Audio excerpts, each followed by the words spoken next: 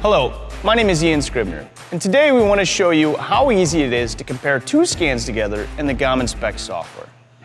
For this example, we will check the differences between these two IndyCars. The analysis will help them evaluate the aerodynamic characteristics of each car and improve for future races. The first step is scanning all of the necessary areas of each car. Then, we take the final scans of both cars and bring them into one project in the GOM Inspect software.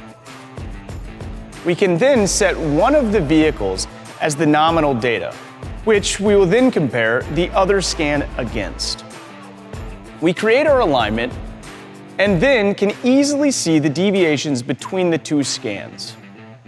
This is not the limit. Using the GOM software, we are able to scan even more cars and combine 5, 10, 50 scans in one project to analyze trends and get into the statistics. Thanks for joining us today in this video. For more videos like this, check us out at HandsOnMetrology.com.